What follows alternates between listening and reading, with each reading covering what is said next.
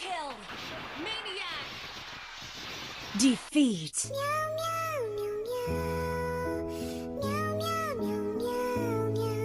Pre, pahinga muna tayo, pre. Layla lang pala alam mo. Pag walong talo na natin to, oh. Grabe, ang bigat ng mga kakampi ko. Kahit anong hero, hindi kaya. My tail's been itching for a real fight. Ay, oo, tama. Yo, what up guys? Alam nyo ba na merong bagong hero ngayon dito sa MLBB? Kapatid siya ni Badang at Kadita. Nakatira to sa ilalim ng dagat at isa tong malakas at napakagandang sirena. Eto si Kalea. Eto si Kalea.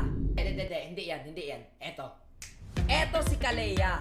Si Kalea ang first roaming hero ngayong 2025 na support fighter.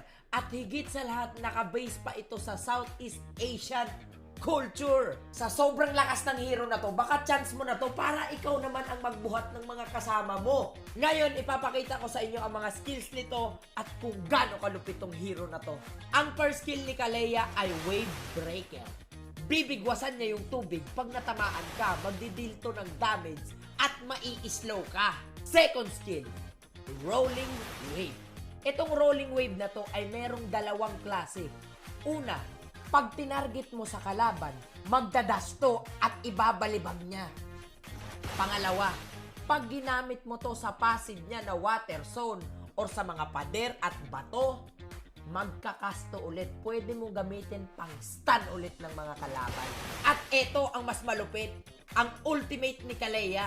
Walang iba kundi ang Tsunami Slide. Kukunin ng buntot niya yung kalaban, ibabalibag